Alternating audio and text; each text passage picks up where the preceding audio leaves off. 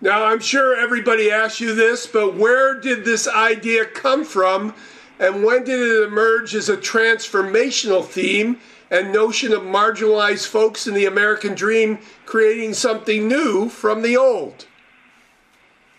Yeah, well, that's a big question. To go back to the beginning, we're children of the 80s and 90s, and we grew up going to Pizza Hut in Australia. So, it's a brand and restaurant that we're very, very familiar with. And when we moved to the US, we were just absolutely fascinated by how these very familiar buildings had been transformed into a myriad of other purposes. Yeah, and we've always liked this idea of doing a story across America of diverse stories and the way that people live their lives. We've been very passionate about the entrepreneurial story. I think we consider ourselves very much small business entrepreneurs ourselves as filmmakers. And so once we came up with this idea, we just sort of dug in, and the more we researched, the more places we found, the more people we started talking to, that portrait that you described sort of started to appear. That's amazing. So, Pizza Hut as Americana depends, of course, in the era you interacted with it, as you just mentioned. What does Pizza Hut symbolize to you after all this research and story that bleeds into the repurposing of the restaurants? Yeah, I think there's absolute parallels between Pizza Hut of the sort of 80s and 90s, like when it was in its heyday. It was such a community hub. Like if you were a small town and you got a Pizza Hut, it was a really, really big deal. And it became like a gathering point for families, sporting teams. It's just where people went together. And what was really important for us in looking at these repurposed Pizza Huts was to find, businesses and groups that are still forming that really important hub of the community. I think for me what was really, really interesting was the role that these Pizza Huts played in the community at the time. And so one thing we learned was that these towns, like getting a Pizza Hut was kind of a big deal. Like the town over may not have gotten one, so if you got a Pizza Hut, we sort of reflect on the film means you kind of made it as a town. And so to be able to have these places when they died away was kind of sad, but to be able to have them be repurposed sort of, I guess, gave them this renewed interest. And so it was interesting watching in these communities the way that the people in the town sort of like loved the buildings what they were before, but then people would try and take them over and turn them into something new. Bring life back to them. That's cool. So, you're both from Australia and you now work out in New York City. When you started to go across America and see the America that's outside the urban center, what was your impression of America, basically, is the question. I think the biggest thing for me was just how diverse a place it is. It's full of hard-working people with diverse opinions, diverse ways that they live their lives.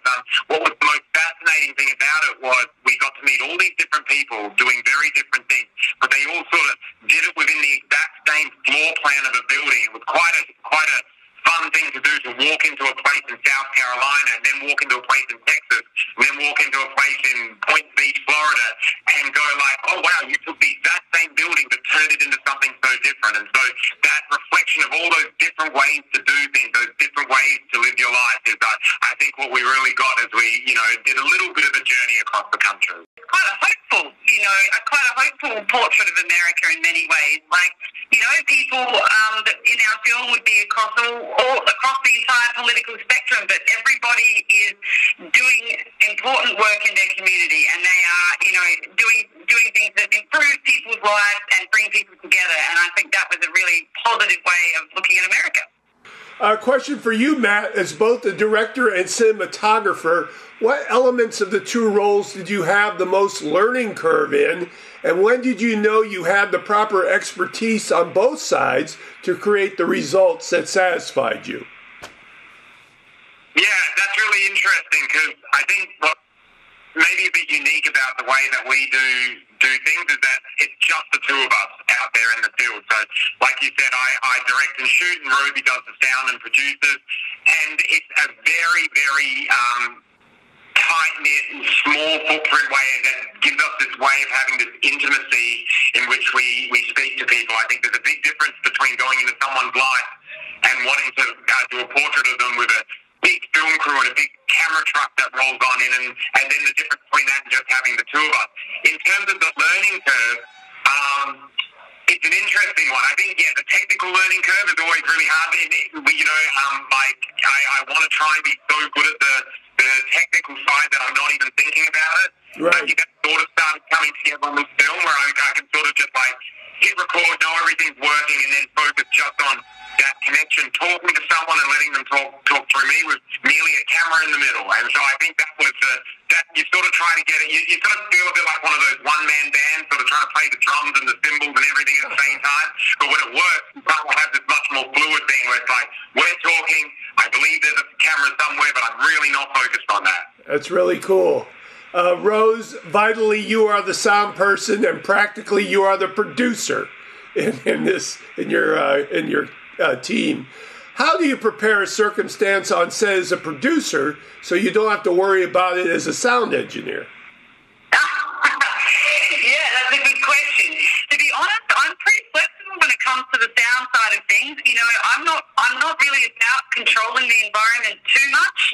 We were filming in live spaces. I didn't mind there being that kind of background noise. Like if we're filming in a restaurant, I would like it to sound like we're in a restaurant. Right. I mean, of course, you do what you can, and you do things like if there's a really loud fridge, you might try and turn that off for 10 minutes. But on the whole, I'm pretty relaxed about it. And on the producing side, it's just about giving us enough time to really embed with our characters and not have to rush from one place to the next. So we would always, allow, maybe 5 days or a week so that we could spend proper time in each location and really get to know the people we were filming with.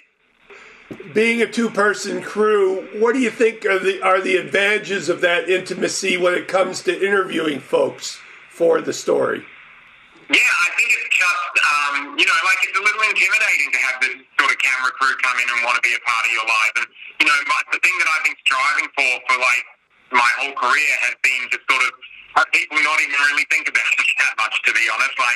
If we could be, they use that phrase fly on the wall, and I think but flies can be very annoying. I don't even want to be a fly on the wall. I want to sort of just have it that we're just, if an interview can feel like you're just sitting and having a chat with a friend, then you've kind of done your job. And so I think that's what, you haven't got big bright lights shining into it. And, a lot of the people that we film with haven't done a lot of being interviewed before. It's not a big famous celebrity interviewing kind of process. It's everyday people telling their stories in their own environment. That was the thing I was really aware of on this film, was like, we're coming into your turf. We're coming in to your restaurant, and you're gracing us with a bit of time to chat about it. Like, let's make that as easy a process as possible. And I think that lets people really open up and, talk to us in a way that does feel like you're just chatting to a friend, down at the bar. This is Patrick McDonald for HollywoodChicago.com. Copyright 2024.